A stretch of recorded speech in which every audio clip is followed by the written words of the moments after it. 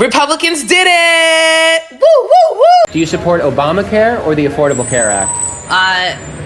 Affordable Care Act. And why is that? Well, I mean, I'm not the biggest fan of Obama, so I don't support him in the Obama things that he's got going on. I'm actually really excited for President-elect Donald Trump, so. Right. So you don't like anything Obama does and you prefer the Affordable Care Act? Absolutely. Do you support Obamacare or the Affordable Care Act? I support Obamacare. So if you were a senator and you could vote today, you would vote to keep Obamacare instead of the Affordable Care Act? Yes. Do you support Obamacare or the Affordable Care Act? I guess the Affordable Care Act? And why do you prefer the Affordable Care Act over Obamacare? I'm not really sure. My girlfriend supports Trump, so I go with whatever she says. What is the main difference between Obamacare and the Affordable Care Act? One is you pay, and then the other one is Obama pays for you. Right, Obama pays, pretty big difference. Pretty big difference. I believe that Obamacare, the premiums are too high, so people end up paying more. Right. So I believe in the Affordable Care Act. And so the Affordable Care Act is more affordable than Obamacare? Right, correct. Right. Florida, a health care crisis is looming. Approximately 1.5 million individuals are set to fall off of insurance starting in 2026. Let me break it down for you. What is the problem? Well, the Affordable Care Act, aka Obamacare, is set to see its subsidies begin to end in 2026. One of the reasons why I like President Trump is because he uproots everything and changes the dynamics. But when it comes to healthcare, it seems to be a very complicated system. A good portion of Hispanics, we all voted for Trump, so it's kind of like a betrayal in a way. Nearly 5 million people who live in Florida get their health care through the marketplace or Obamacare plans for coverage, more than any other state. But the cost of these plans are set to skyrocket in 2026 as federal subsidies that made them more affordable will expire. Are you guys on the Affordable Care Act, marketplace healthcare? Have you checked whether your premiums are going up next year? It's open enrollment period. I think they are. I think they're going to triple or quadruple, something like that. 29, el seguro se me puede incrementar a $380, $400. It's going to be $684, and that's going to be a $7,500 deductible. Yeah. If it goes up that much, we're going to have to cancel. Can't afford it. No way. Oh, Florida. You in danger, girl. First off, I am from Florida. I grew up there. I went to UCF. I love Disney World. And I also escaped as quickly as I possibly could. If you have been wondering which states are going to get hit the hardest by these healthcare cuts, you guessed it, Florida is at the top of the list. While the world's been distracted by Venezuela, your healthcare might have just gotten way more expensive.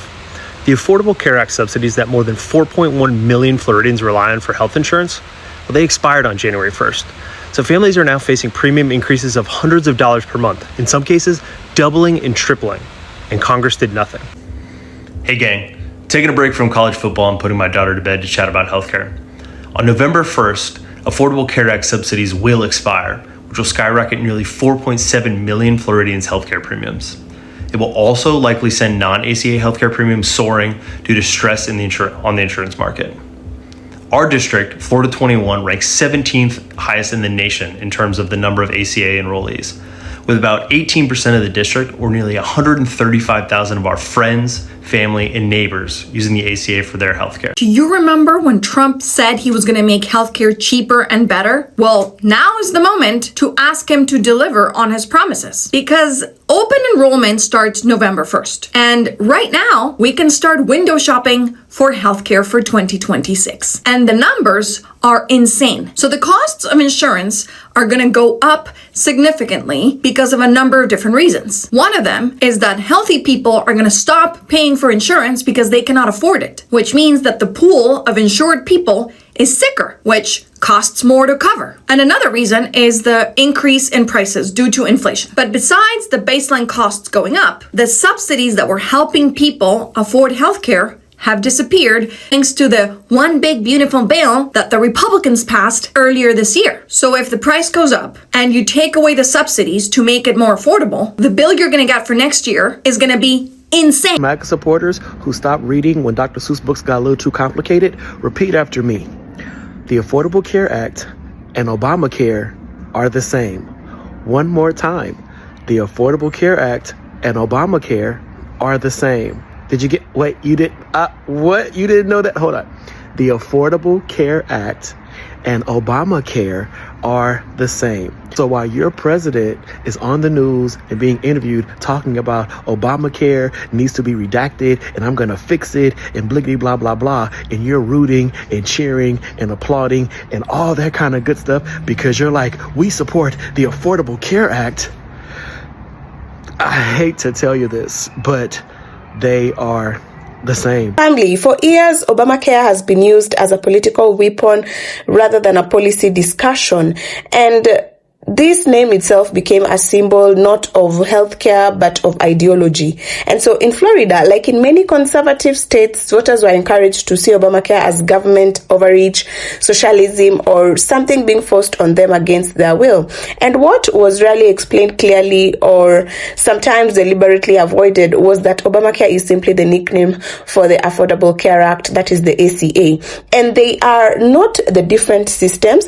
They are no separate program. There is no alternative version hiding in the background, and yet many voters believed there was.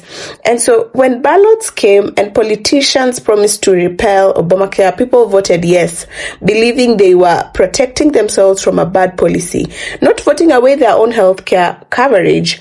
And fast forward to now, coverage is disappearing, premium assistance is gone for some, renewal options are shrinking, people are showing up at clinics only to realize that their insurance no longer applies. And suddenly the question isn't about politics anymore, it's about survival.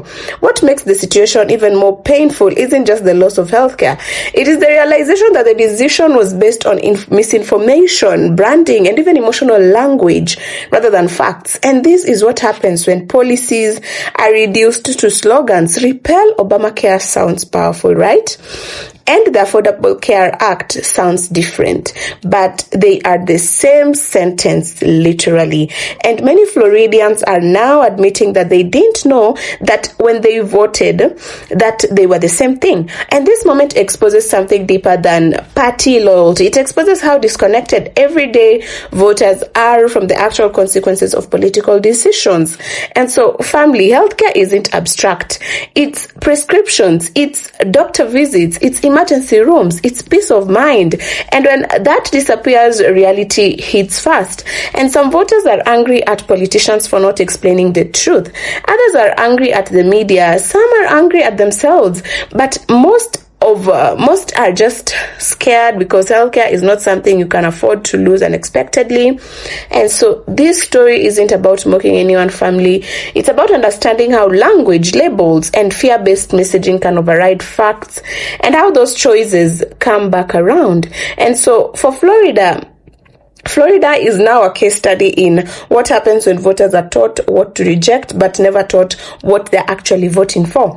And the real question here is, will people demand clearer explanations and accountability, or will the circle repeat under a new home? Because when policies change names but not substance, the consequences stay very real.